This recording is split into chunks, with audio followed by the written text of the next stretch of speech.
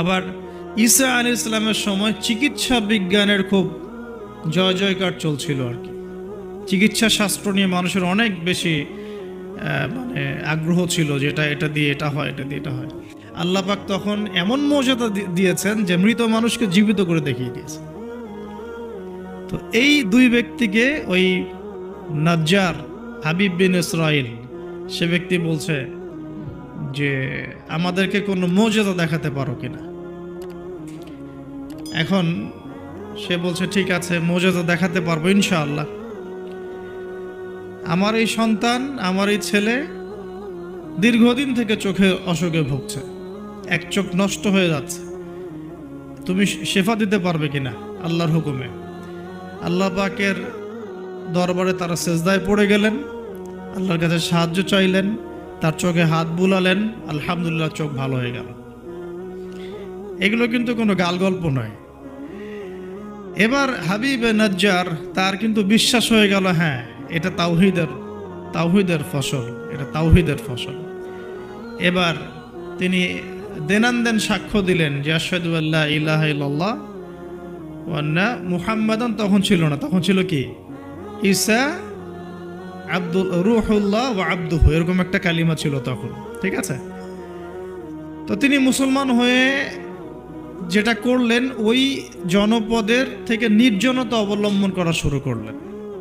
তিনি মুসলমান হয়ে কিন্তু জনপদের ভিতর ঢুকে পড়েন নাই, প্রথমে একটু নির্জনতা অবলম্বন করা শুরু করলেন, কারণ সমাজের সবাই কিন্তু মুশরিক। এখন ওখানে যদি আপনি সরাসরি ঢুকে যান, ঢুকায় আপনি এখন যদি জোরে জোরে তাকবীর দেওয়া শুরু করেন, তাহলে তো রিমান্ড হবে আর কি। তো তিনি নিজেকে একটু সেফ করে একা একা ইবাদত করা শুরু করলেন। এখানে আমাদের শিক্ষা আছে কিন্তু। আমি এই হাবিবে নাজ্জারের ঘটনা, ওই তৎকালীন সময়কার ওই আন্তাকিয়া শহরের শিরক, এগুলোর সাথে আপনি বর্তমান বিশ্বকে মেলাতে পারবেন। এখনকার বিশ্বের অবস্থাও কিন্তু মোটামুটি এরকমই। অনেক আলোচনা আমি আগে করেছি বিগত লেকচারগুলোতে, যে এই ওয়ার্ল্ডের প্রতিটা ডিপার্টমেন্টেই শিরক আছে। একদম এডুকেশন থেকে শুরু করে, শিক্ষা থেকে শুরু করে পলিটিক্স পর্যন্ত সবখানেই শিরক আছে। কোনো জায়গায় শিরক বাদ নাই। ইকোনমিক্সেও শিরক আছে, সামাজিক কালচারে শিরক আছে, আমাদের চিন্তা দর্শনে শিরক আছে, আমাদের মিডিয়ার মধ্যে শিরক আছে, আমাদের বুদ্ধিজীবীদের মধ্যে শিরক আছে, আমাদের রাজনীতিবিদদের মধ্যে শিরক আছে, আমাদের ধর্ম নেতাদের মধ্যেও শিরক আছে কোনো কোনো জায়গায়, আছে না? আছে। যদি আপনি ভালো করে খিজিরের মতো দেখতে শেখেন, আপনি বুঝতে পারবেন এই ওয়ার্ল্ডটা শিরকের আন্ডারে আছে। তো এটা বাস্তব, সামনে মানুষ দেখবে এগুলো। এখন এই অবস্থায় হাবিবে নাজ্জার শহরে ঢুকে দাওয়াতি কাজ শুরু করেন নাই। একা একা তিনি নিজেকে তৈরি করেছেন, আগে তাস্কি আধ্যাত্মিক অর্থ অর্জন করার চেষ্টা করেছেন, ইবাদত বাড়িয়েছেন। এদিকে ওই দুইজন রাসূল তারা শহরে প্রবেশ করলেন। বেশ কিছু সময় তারা মানুষকে দাওয়াত দেওয়ার চেষ্টা করলেন, কিন্তু মানুষ ইসলাম কবুল করছে না। ঠিক মক্কার অবস্থার মতোই। এই সূরাটা কোথায় নাজিল হয়েছে? মক্কায়। কোথায়? এই সূরা কিন্তু মদিনায় নাজিল হয় নাই। তাহলে এই সূরার মধ্য দিয়ে আল্লাহ পাক রাসূল সাল্লাল্লাহু আলাইহি ওয়াসাল্লামকে শিক্ষা দিচ্ছেন, সাহাবীদেরকেও শিক্ষা দিচ্ছেন। ঠিক মাক্কি পরিবেশের মতোই তৎকালীন পরিবেশটা ছিল। আর মাক্কি পরিবেশ মানে, আমি অনেকদিন আগে বলেছি, মাক্কি পরিবেশ মানে শিরক, মাক্কি পরিবেশ মানে সুদ, রিবা, মাক্কি পরিবেশ মানে হচ্ছে মাদক, মাক্কি পরিবেশ মানে জেনা, ব্যভিচার, মেয়েদের মানহানি আর গোত্রীয় হানাহানি, এগুলো মক্কা। মক্কা মানে এইগুলা, যেটা এখনকার ওয়ার্ল্ডে চলছে। আপনি যদি ছোট ছোট সেন্সে চিন্তা করেন না, তাহলে আমাদের সোসাইটিটাও মাক্কি। ছোট সেন্সে চিন্তা করেন, এখানে শিরক দিয়ে ভর্তি, রিবা সুদ দিয়ে ভর্তি, মাদক দিয়ে ভর্তি, মেয়েদের যে জেনা, ব্যভিচার, পর্নোগ্রাফি, এগুলো দিয়ে ভর্তি। আর কি গোত্রীয় হানাহানি তো আছেই। এটা এখন পলিটিক্যাল হানাহানিতে রূপ নিয়েছে। কোনো কোনো জায়গায় ধর্মীয় হানাহানি হচ্ছে, মসজিদে ভাগাভাগি হচ্ছে। আছে, মক্কার আদর্শ কিন্তু এখনও সমাজের মধ্যে আছে। খালি দার্শনিক দৃষ্টিভঙ্গিতে দেখতে শিখুন, একটু খিদিরের মতো দেখতে শিখুন। এখন দেখুন, এই দুজন রাসূল দাওয়াত দেওয়ার পর, দীর্ঘদিন দাওয়াত দেওয়ার পরে যখন মানুষ ইসলাম কবুল করছে না, তখন তারা প্রকাশ্যে মানে আল্লাহু আকবার, তাকবীর এটা দেয়া শুরু করেছে। যখনই বের হতেন তার তাকবীর দিতেন, আল্লাহু আকবার, আল্লাহু আকবার, আল্লাহু আকবার, লা ইলাহা ইল্লাল্লাহ, লা ইলাহা ইল্লাল্লাহ। এভাবে প্রকাশ্য দাওয়াত দেওয়া শুরু করলেন, ঠিক আব্দুল্লাহ বিন মাসউদ রাদিয়াল্লাহু আনহুর মতো। নবী সাল্লাল্লাহু আলাইহি ওয়াসাল্লাম একদিন বললেন যে, কে আছো কুরাইশদেরকে কোরআন শোনাতে পারো? তারা তো কোরআন শুনতেই চায় না, কোরআন বললেই কানে আঙ্গুল ঢুকায় দেয়। হ্যাঁ, কোরআন বললেই তারা কাপড় দিয়ে মাথা আবৃত করে, এগুলো কোরআনে আছে কিন্তু। তখন আব্দুল্লাহ বিন মাসউদ, সুবহানাল্লাহ, রুয়াইয়াল গানাম বলা হতো তাকে। মানুষ তাচ্ছিল্য করত, মানুষ তাকে তাচ্ছিল্য করত। তার পা ছিল সরু, মানে চিকন সরু, পা দেখে আবু জেহেল হাসাহাসি করত, সুবহানাল্লাহ। আর ওই পায়ের নিচেই আবু জেহেলের মৌত আল্লাহ লিখেছিলেন, সুবহানাল্লাহ। ওই পা দিয়ে তার আবু জেহেলের বুকের উপর পাড়া দিয়ে তিনি তাকে গর্দান কেটেছেন বদরের মাঠে। খালি 13 বছরের ব্যবধান, সময়ের ব্যবধান, খালি জাস্ট টাইম টক্স, মানে সময় কথা বলে, কথা বলে না, সময় কথা বলে। এই আব্দুল্লাহ বিন মাসউদ রাদিয়াল্লাহু আনহুর পায়ের তলেই আবু জেহেল আবার মারা গেছে। তো এই আব্দুল্লাহ বিন মাসউদ রাদিয়াল্লাহু আনহু বললেন যে, আমি শোনাবো কোরাইশদেরকে কোরআন ইনশাআল্লাহ। তারপর তিনি বের হয়ে কাবা ঘরের সামনে গিয়ে আর রহমান আল্লামাল কোরআন খালাকাল ইনসান এই তেলাওয়াত শুরু করলেন। বাস, মায়ের শুরু হলো। এখন যদি আপনি বের হয়ে সবার সামনে বলেন, আল্লাহর হুকুম ছাড়া কোনো হুকুম নাই, ইনিল হুকমু ইল্লা লিল্লাহ, আল্লাহর হুকুম ছাড়া কোনো হুকুম নাই, ওয়া মান লাম ইয়াহকুম বিমা আনজালাল্লাহ ফাউলাইকা হুমুল কাফিরুন, মায়ের একটা মাটিতে পড়বে? একটা গায়েবী হয়ে যেতে পারেন আপনি, নাই নাই, আউট অফ হিস্ট্রি। আপনি আপনার কথা মানুষ ভুলেই যাইতে পারে, হয় না এমন? আর যদি জাতিসংঘে গিয়ে বলেন যে এর যত বেজ আছে সব শিরকের উপর আছে, সারা ওয়ার্ল্ডের মধ্যে শুধু ইসলামিক খেলাফা চলবে, তাইলে কি হবে? তো এই অবস্থা হয়েছে আব্দুল্লাহ বিন মাসউদ রাদিয়াল্লাহু আনহু। বেচারা মক্কায় গিয়ে কাবা ঘরের সামনে গিয়ে বলছে, লা ইলাহা ইল্লাল্লাহ, আল্লাহ ছাড়া কোনো মাবুদ নাই, আর রহমান আল্লামাল কোরআন খালাকাল ইনসান আল্লামাহুল বায়ান ফাবিআইয়ি আলাই রাব্বিকুমা তুকাযযিবান। বাস, আবু জেহেল, আবু লাহাব, উতবা, সাইবা সবগুলো মেরে মারা শুরু করেছে। তাহলে শিক্ষা হচ্ছে এগুলো সুন্নত। শিক্ষাটা কি? দিনের পথে যদি সত্যিকার কেউ ইফোর্ট দেয় তাহলে এই জিনিসগুলো তার ভাগ্যে আসবে। এই নির্যাতন, নিপীড়ন বা অপদস্থতা তার ভাগ্যে আসবে। যাদের ভাগ্যে আসছে না, 100% বলতে পারবো যে সেটা সঠিক পথ নয়, 100%। হ্যাঁ, সঠিক পথের ডানে বামে আমরা চোরা রাস্তা খুঁজি, তো সঠিক ক, সঠিক খ, সঠিক গ, হ্যাঁ, সঠিক অল্প সঠিক, বেশি সঠিক, একটু বেশি সঠিক, মানে এরকম আর কি। সত্যিকার অর্থে ওই রকম সঠিক পথে গেলে এগুলো আসবেই। তো এটা একটা ফলসিফিকেশন টেস্ট, যাদের উপর এগুলো আসতেছে সন্দেহ নাই যে ইনশাআল্লাহ তারা সঠিক পথে আছে। তারা সারা দুনিয়া থাক না থাক ওই ব্যক্তি সঠিক পথে আছে, না হলে তার উপরে এগুলো আসতো না। এখন যাই হোক, ওইদিকে যাচ্ছি না আমি। এখানে এই দুজন রাসূল সেম ভূমিকা পালন করলেন। ব্যাস, এবার রাজা তাকে গ্রেফতার করা শুরু করল। কোন রাজা? আন্তাকিয়া শহরের রাজা। রাজা কিন্তু খ্রিস্টান ধর্মাবলম্বী ছিলেন। রাজা খ্রিস্টান ধর্মাবলম্বী ছিলেন না। খ্রিস্টান ধর্মাবলম্বী হওয়ার জন্য ঈসা আলাইহিস সালাম তাকে দাওয়াত দিচ্ছেন এই দুজন রাসূলের মাধ্যমে। তো রাজা তখন এই দুজন ব্যক্তিকে ধরে রেখে দিল। এই দুজন ব্যক্তির নাম এক একটা কিতাবে এক এক রকম এসেছে। আমি 3টা নাম পেয়েছি আর কি। একটা হচ্ছে, প্রথম ব্যক্তির নাম ছিল ইউহান্না, হ্যাঁ। দ্বিতীয় ব্যক্তির নাম ছিল রাসূল, কিন্তু তারা মানে কার রাসূল? ঈসা আলাইহিস সালামের প্রেরিত দূত। এই দূত অর্থে বলছে রাসূল। একজনের নাম ছিল বাউলাস, একজনের নাম হচ্ছে ইউহান্না, একজনের নাম কি ছিল? বাউলাস। আর অন্য একটা বর্ণনা আসছে যে একজনের নাম ছিল সাদেক, আর একজনের নাম ছিল মাসদুক। একজনের নাম সাদেক, একজনের নাম মাসদুক। আচ্ছা, এই দুজন এখন গ্রেফতার। তো এবার তাদেরকে রেখে দেওয়া হয়েছে। ঈসা আলাইহিস সালাম আরও একজন ব্যক্তিকে তাদের সাহায্যের জন্য পাঠালেন। এটাই হলো কোরআনের এই আয়াতটা, যে ওয়াদরিব লাহুম মাসালান আসহাবাল ক্বরিয়া ইয জাআহাল মুরসালুন ইয আরসালনা ইলাইহিম ইসনাইন ফাকাযযাবুহুমা ফাআজ্জাজনা বিসালিস। যখন তাদের দুইজনকে অস্বীকার করা হলো, আমি আরও একজনকে পাঠালাম। এই আরও একজনের নাম হচ্ছে আপনার শামউন। কি নাম? শামউন। এই শামউন ছিল খুবই বিচক্ষণ।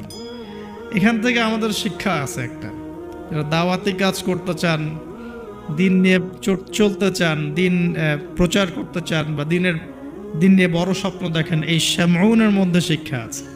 কীরকম শিক্ষা?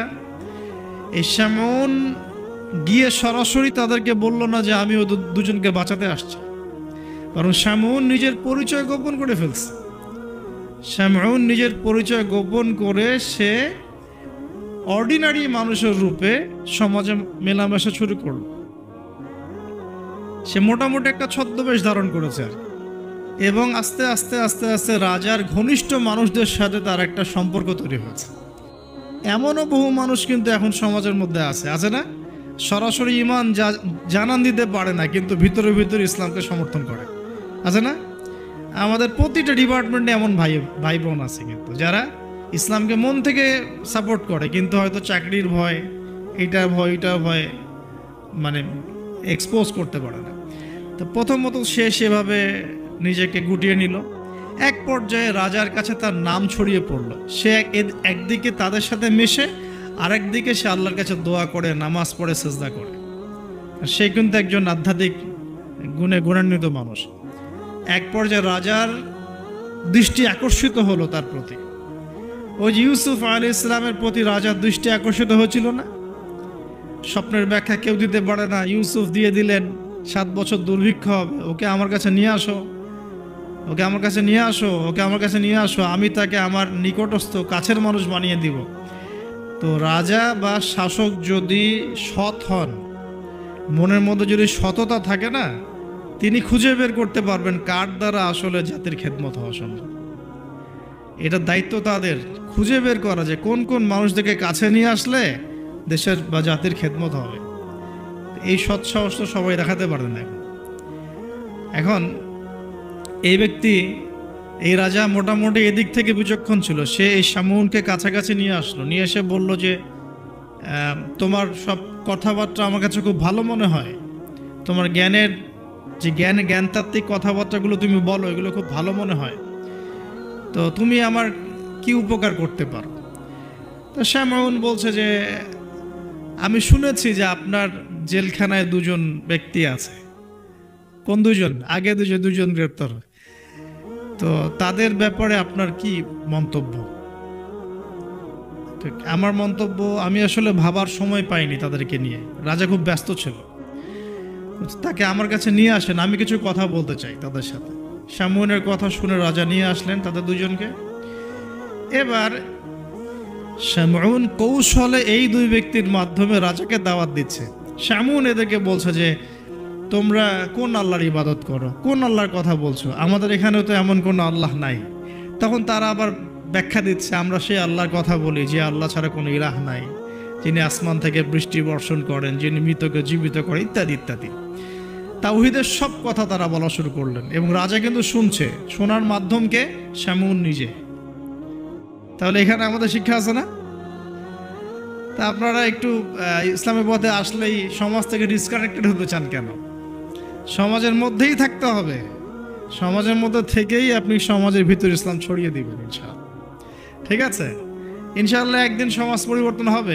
আমরা যদি সমাজ থেকে ডিসকানেক্টেড হয়ে যাই তাহলে তো সমাজ নষ্ট হয়ে যাবে। তো দেখুন, অনেক যুবক ছেলে আমাদেরকে বলে, ভাইয়া নামাজ পড়তাম না, এখন নামাজ পড়ি, এখন বিসিএস পরীক্ষা দিব না ভাবছি। কেন দিবেন না? ওর সাথে কি সম্পর্ক? ওর সাথে কি শত্রুতা? আপনি আরো বড় বড় পোস্টে যান, মানুষকে তাওহীদের দাওয়াত দেন, তাওহীদ প্রতিষ্ঠার চেষ্টা করেন। আল্লাহ হেফাজত করুন, আল্লাহ তৌফিক দান করুন। এখন এই শামউনের থ্রু দিয়ে এই 2 ব্যক্তির রাজাকে দাওয়াত দিলেন, মাশাআল্লাহ। এবার রাজা জিজ্ঞাসা করছে যে কোনো মুজিজা আছে না, কোনো অলৌকিকত্ব দেখাতে পারবে? আমরা যে আল্লাহর ইবাদত করি, মাঝে মাঝে কিন্তু জিনের উপাসনা করলে কিছু অলৌকিকত্ব দেখা যায়, মানে অলৌকিকত্ব না, মানে ভেলকিবাজি দেখানো যায় আর কি। দেখবেন জিনতাত্ত্বিক যারা চর্চা করে দেখবেন ভেলকি দেখায় মানুষকে। আপনি কোনো কবিরাজের কাছে গিয়েছেন, আপনাকে বলে দিবে যে 2 বছর আগে তুই এটা করছিলি না, এরকম কিন্তু বলে দেবে। আপনাকে ধাক্কা লাগলো যে হ্যাঁ তাই তো, আমার তেমন হয়েছে। আসলে ও যে জিনের উপাসনা করে, ওই জিন আপনার যে কারিন আছে এর সাথে কানেকশন ফিক্স করে আর কি। কারণ আপনার জিন ফিউচার জানে না, কিন্তু আপনার জিন তো আপনার হিস্ট্রি জানে। আপনার জিন আপনার হিস্ট্রি জানে। তো তখন আপনার কাছে মনে হলো হ্যাঁ তাই তো, আমি তো অমুক দিন অমুক মেয়ের জন্য দাঁড়াইছিলাম ওইখানে। আচ্ছা ঠিক আছে। এখন সে বলল যে হ্যাঁ আমরা মৌজুদা দেখাবো ইনশাআল্লাহ। কি মৌজুদা? 7 দিন আগে একটা বাচ্চা ওই রাজ দরবারে মারা গেছে। কয়দিন আগে? দাফন হয়নি এখনো, 7 দিন আগে মারা গেছে, লাশ সংস্কার হয়নি, লাশের অবস্থাও ভালো না। এখন এই 2 ব্যক্তি আল্লাহর কাছে দোয়া করলেন, আল্লাহ আজকে যদি তুমি মুজিজা আমাদের হাত দিয়ে আমাদের মাধ্যমে দেখাও, ইনশাআল্লাহ এরা তাওহীদের উপর চলে আসবে। তো আল্লাহ রাব্বুল আলামিন মুজিজা দেখালেন, ওই 7 দিনের মৃত বাচ্চা জীবিত হয়ে উঠল। এবার জীবিত হয়ে সে বলে উঠল যে আমি আসমানে দেখেছি, এই বাচ্চা বলছে এবার, আমি আসমানে দেখেছি একজন সুন্দর, মানে চুলের বর্ণনা দেয়া হয়েছে যে আমরা যেটাকে সিল্কি চুল বলি আর কি, লম্বা কাত পর্যন্ত সিল্কি চুলওয়ালা একজন মানুষ, একজন ব্যক্তি 3 জনের জন্যে আল্লাহর কাছে দোয়া করছে। কয়জনের জন্যে? তার মানে সে মেবি ঈসা আলাইহিস সালামের দিদার পেয়েছে, মেবি, আল্লাহ ভালো জানেন, এটা বারজাখ।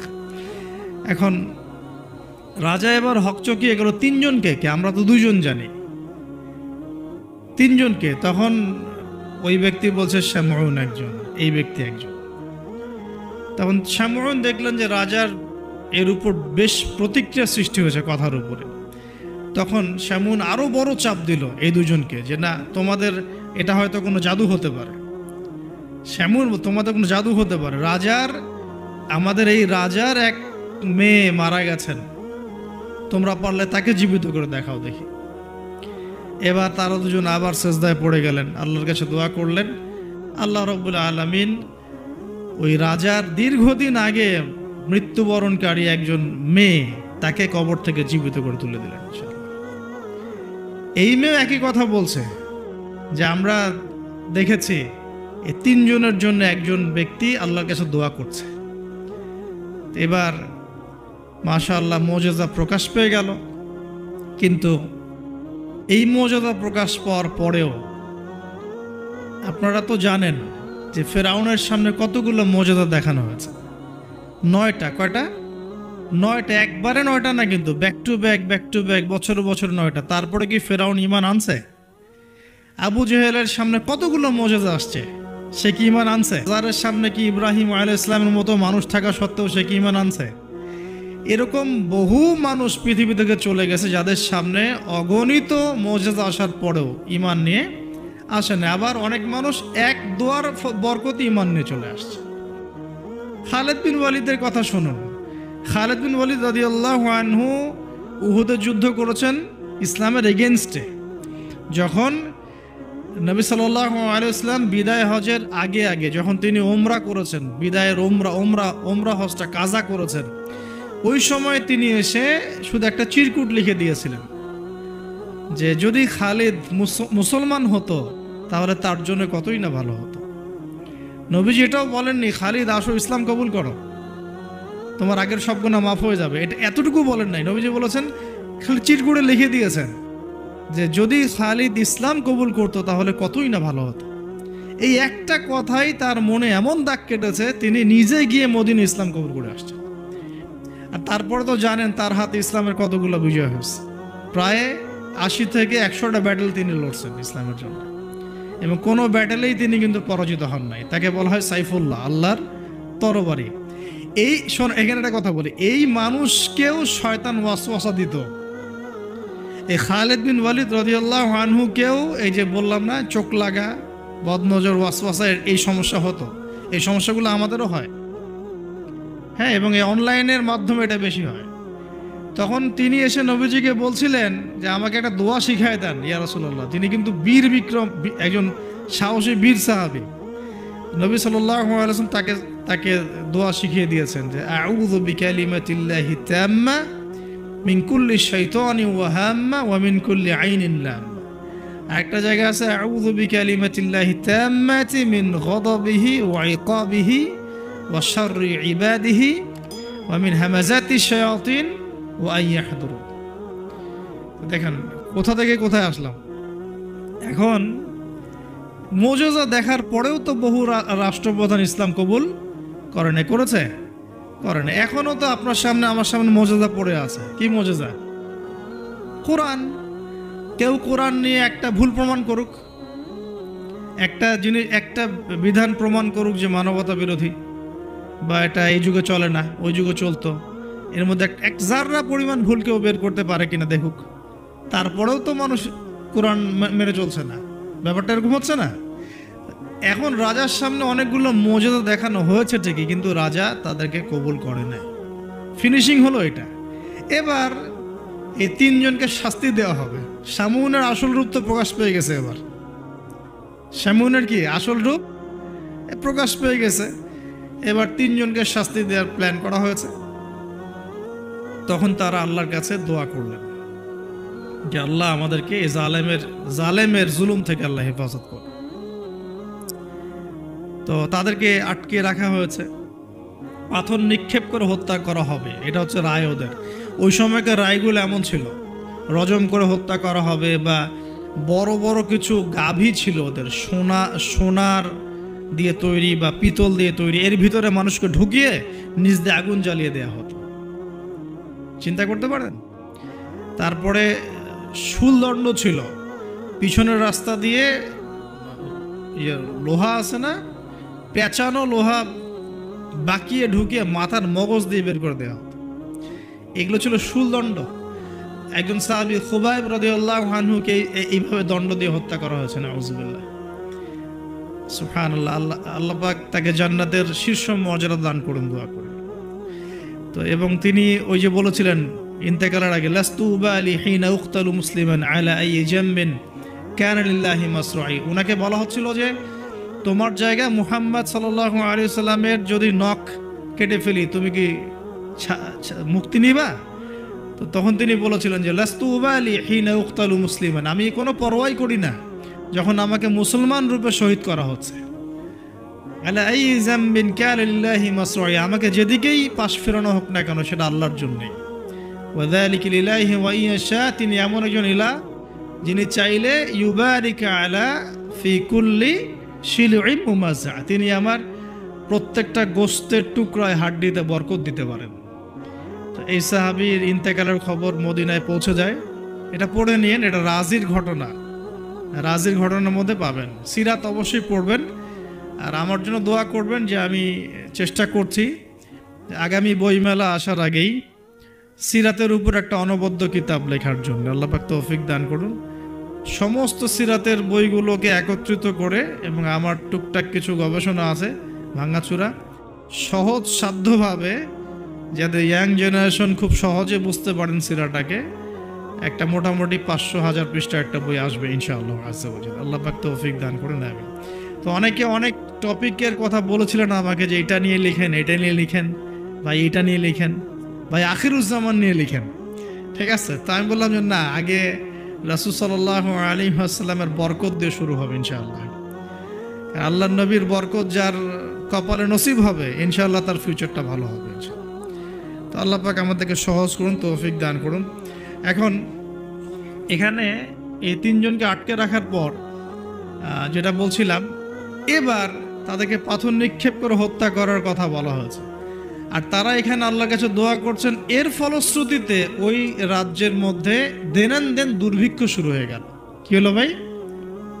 একদম দুর্ভিক্ষ। ওয়ার্ল্ড কি আসতেছে দুর্ভিক্ষের দিকে? আসতেছে, সবর করেন। তো এখন আমি একটা লেকচারে বলেছিলাম যে এই ইকোনমিক স্যাংশন বা ইকোনমিক এই যে ইনফ্লুয়েশন যেগুলো হয় এগুলো থেকে বাঁচার জন্য সূরা ইউসুফের মধ্যে একটা হেদায়েত আছে। ওই সূরা ইউসুফে ইউসুফ আলাইহিস সালামের 7 বছর মেয়াদি যে পরিকল্পনা, ওই পরিকল্পনা যদি কেউ বাস্তবায়ন করে কোনো রাষ্ট্রে দুর্ভিক্ষ হবে না ইনশাআল্লাহ।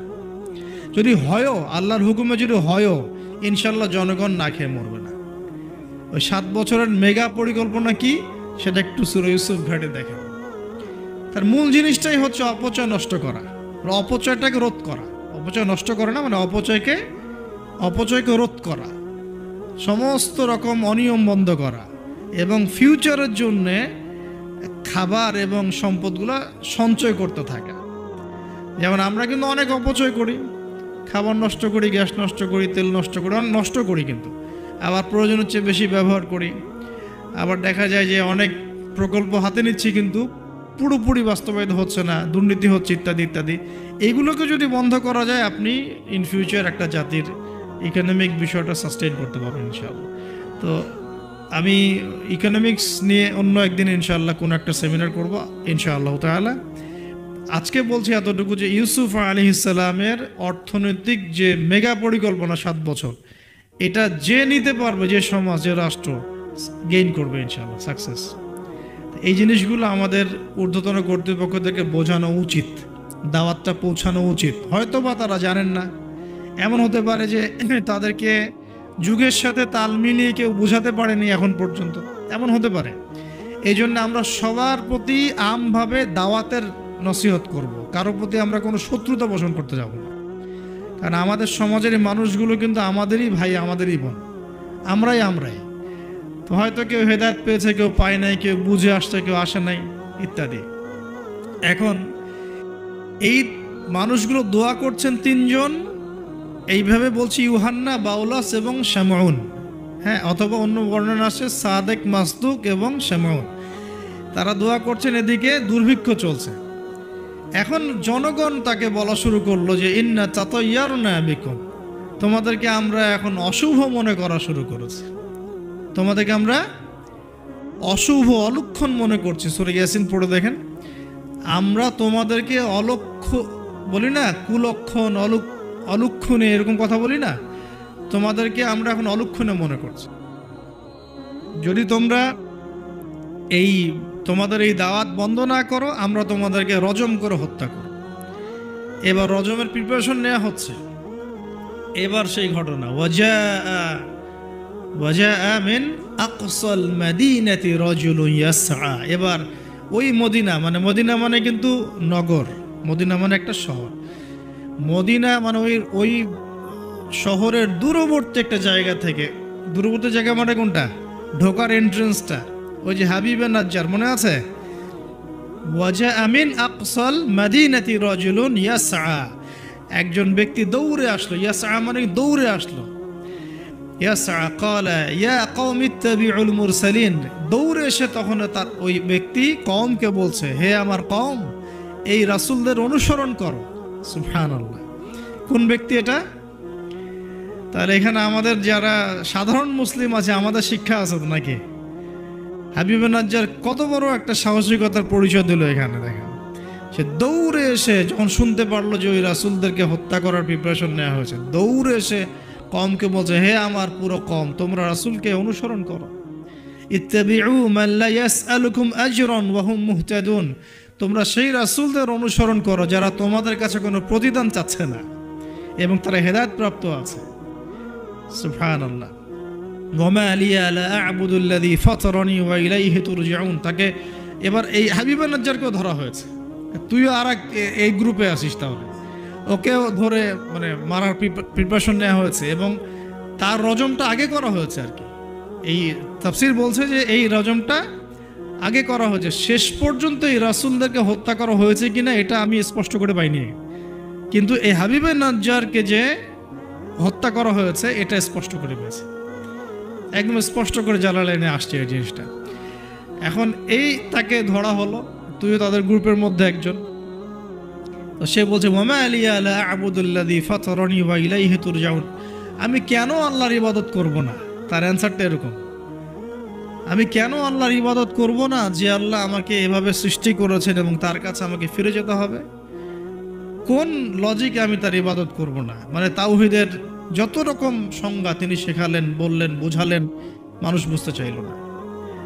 এবার তাকে রজম করা হচ্ছে এবং সুবহানাল্লাহ, ওয়ামা লিয়া লা আ'বুদুল্লাযী ফাতারানি ওয়া ইলাইহি তুরজাউন আ'তাখিযু মিন দুনিহি আলিহা ইন ইউরিদনি রহমানু বিদুররিন লা তুগনি আন্নি শাফাআতুহুম শাইআ ওয়া লা ইউনকিযুন ইন্নী ইযাল লাফি দালালিম মুবিন।